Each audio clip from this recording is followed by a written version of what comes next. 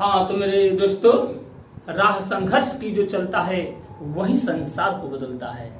राह संघर्ष की जो चलता है वही संसार को बदलता है। जिसने रातों में जंग है जीती वही सूर्य बनकर निकलता है, वही सूर्य बनकर निकलता है। इसलिए जिंदगी में रिस्क लेने से डरो मत। जिंदगी में रिस्क लेने से डरो मत। या तो जीत मिलेगी या हार। जीत गए तो कोई बात नहीं, हार गए तो एक नई सीख मिलेगी और वहीं से मैं पुनः शुरुआत करूंगा। चलिए आज मैं पुनः आपके बीच आपके लिए परफेक्ट सक्सेस पॉइंट में आपका मैं पुनः हार्दिक स्वागत करता हूं, हार्दिक अभिनंदन करता हूं। चलिए सबसे पहले आप इस चैनल के लिए यदि अच्छा लग रहा है तो आप इसको जरूर सब्सक्राइब कीजिए, शेयर कीजिए और फुल वीडियो देखिए। आज मैं आपको इस वीडियो में किस तरह से दो चर वाले रैखिक समीकरणों का हल करते हैं और कुछ ऐसे समीकरण आ जाते हैं जिसमें हमें x और y की वैल्यू लेने में असुविधा होती है। हमें आ जाता है परिमेय संख्या के रूप में, भिन्न के रूप में आ जाता है x और y का मान। तो उससे बचने के लिए हम कौन सा तरीका अपनाते हैं आज सीखते हैं एक नई बात। आइए देखते हैं क्वेश्चन। हम y जो मान लीजिए कि है हमारे पास 3x + 4y = 2 और 2x है -7y बराबर हो गया 11। ये मेरे पास दो रैखिक समीकरण युग्म है। इन दोनों रैखिक समीकरण युग्मों में आप ध्यान देते हैं। देखिए कल हमने जो पिछले वीडियोस में हमने जो बताया है कि एक तो हम सिंपल से लेके चलते हैं समीकरण 1 से, x का मान अपने मन से रखते हैं 0 1 2 3 4, फिर y की वैल्यू निकल आती है। दूसरा तरीका हमने अपनाया है कि यदि इसका कॉपी है, जो दो संख्याएं है, जो x और y का जो गुणांक है a1 और b1, यदि इनका गुणनफल ये है या इनका कोई अपवर्त्य ये है तो हम इसमें x और y की वैल्यू बारी बारी से 0 रख देते हैं और 0 रख करके हम x और y का मान निकाल लेते हैं। कल की वीडियोस में बताया गया, पिछले वीडियोस में। अब आइए हम लोग देखिए समीकरण 1 से एक नया तरीका अपनाते हैं मान रखने का। समीकरण 1 से 3x + 4y = 2, ठीक है। आइए हम x की वैल्यू निकालते हैं या y की वैल्यू निकालते हैं, जो आपकी इच्छा है निकालिए। इसमें कोई प्रॉब्लम नहीं है, बस आपको सतर्क रहना है। मान लीजिए कि हम 4y लिखते हैं, 4y = 2 - 3x, गलती नहीं होनी चाहिए। तो इसलिए या y = 2 - 3x/4। क्लियर। यहां पर हम y का मान हो गया 2 - 3x/4। सबसे पहले हम एक ऐसा वैल्यू x का रखते हैं, x का एक ऐसा वैल्यू रखते हैं जिससे कि y का जो मान हो एक पूर्णांक हो, एक इंटीजर हो। तो इसके लिए हम लोग खोजते हैं कि भाई x का मान यदि 0 रखते हैं तो 3 0 0, 2 माने 2/4, तो 2/4 कितना हो जाएगा बाबू? तो 1/2, जो कि पूर्णांक में नहीं है।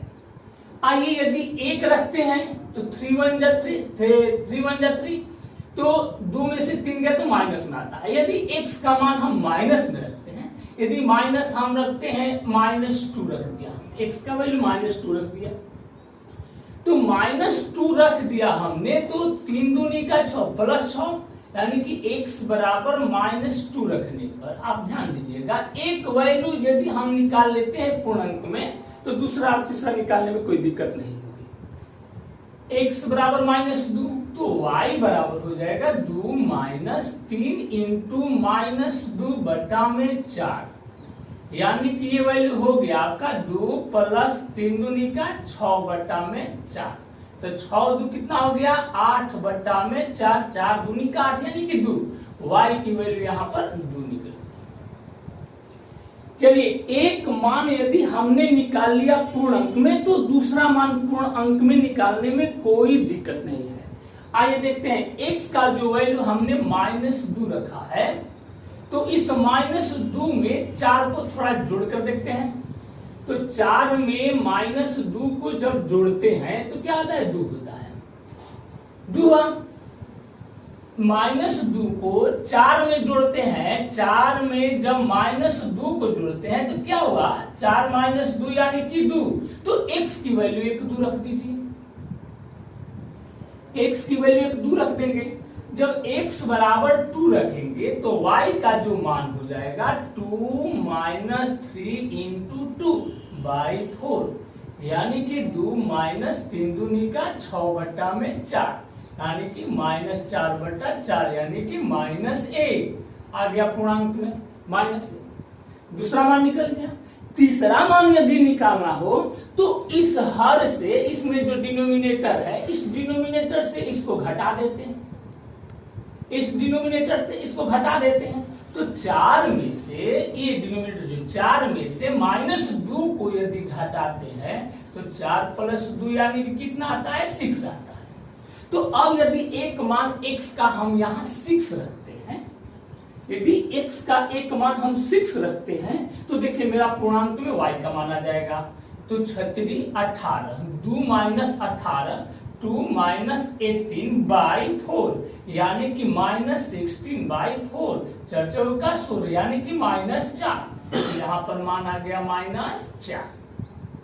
आगे बात समझ में, हमको क्या करना है, केवल एक किसी एक का मान 4y यानी कि y का मान निकले। हाँ, आपको लगता है कि 3x रखने पर दिक्कत होगी, तो 3x रखने पर भी दिक्कत नहीं होगी, आइए हम आपको यहां समझाते हैं। देखिए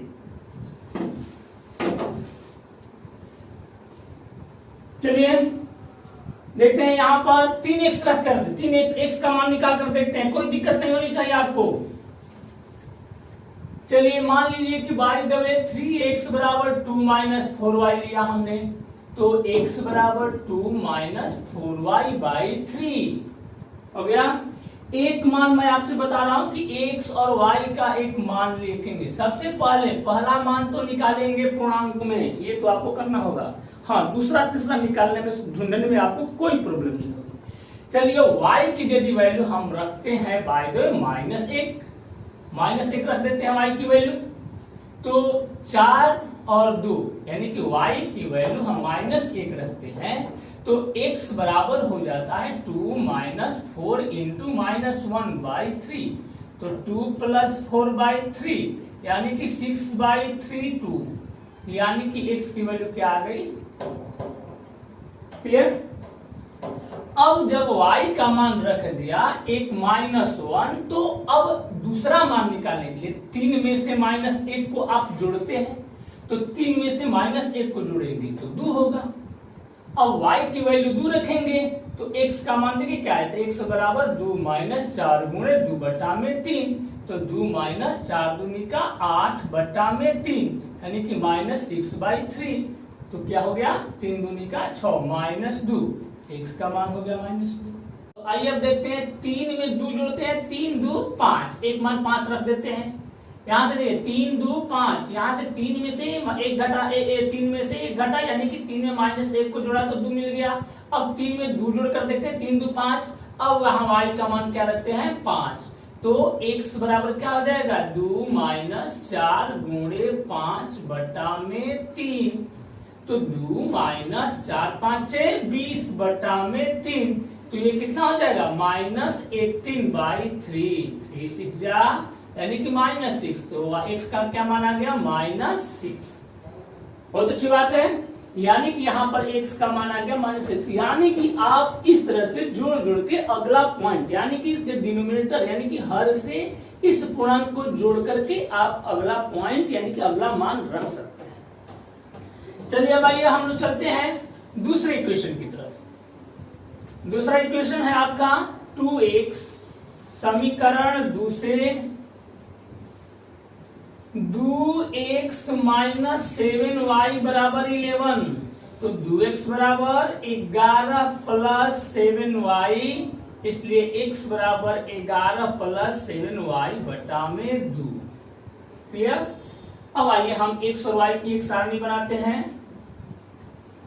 आप x का मान रखेंगे, y का मान रखेंगे, x की वैल्यू आ जाएगी, तो यहाँ 2 से भाग देना है तो बहुत आसान है, इसमें कोई दिक्कत नहीं है, क्योंकि 2 से भाग देंगे तो 2.5 3.5 4.5 ये आएगा। ग्राफ की कॉपी पर ये पाना मुश्किल नहीं है, आसान है।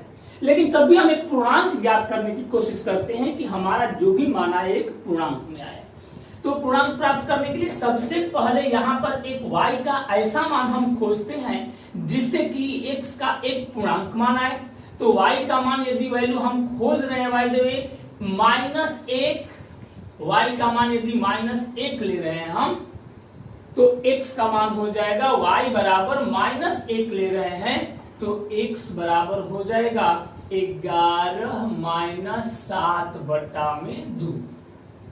y गुण 7 गुणे -1 यानी कि -7, तो 11 में से 7 गया 4 बटा में 2, 2 दूनी का 4, तो x का मान क्या आ गया 2। ठीक, अब आते हैं हम अगले पॉइंट की तरफ।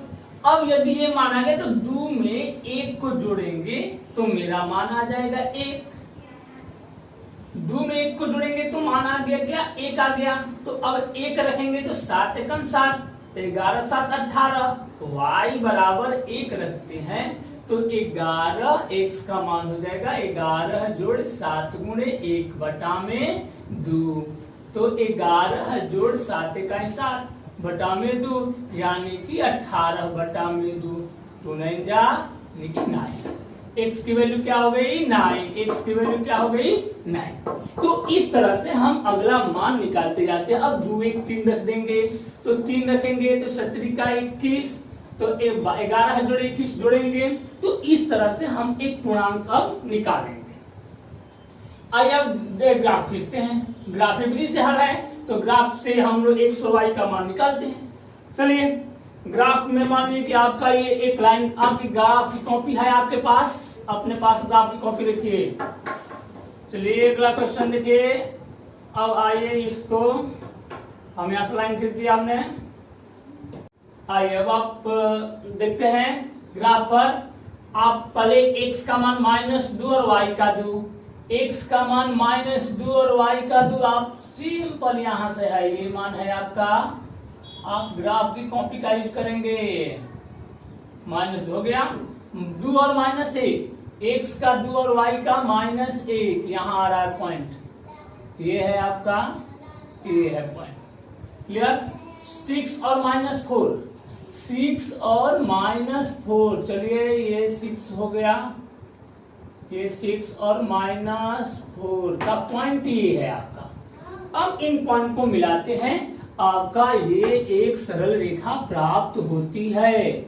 आपके पास ये एक सरल रेखा है,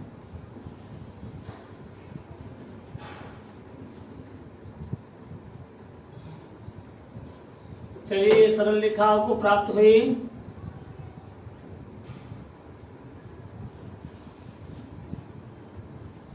इस तरह से 2 -1 और 2 -1 पॉइंट आपका यहां आ रहा है। 9 1 9 और 1 ये आ रहा है पॉइंट। इन दोनों पॉइंट को मिला देंगे आप।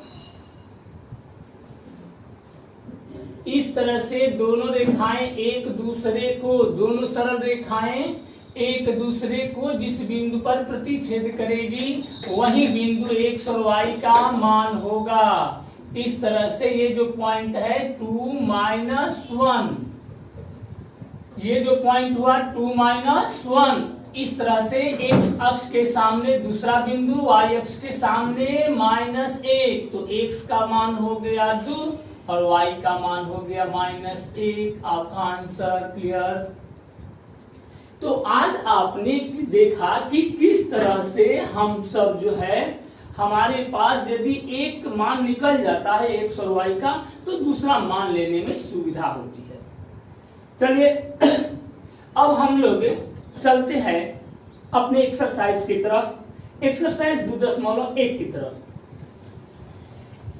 एक्सरसाइज 2.1 की शुरुआत करते हैं हम लोग। जब 2.1 में आपको यदि पहला क्वेश्चन दिया गया है कि निम्न रैखिक समीकरण बनाइए और ग्राफीय विधि से हल कीजिए,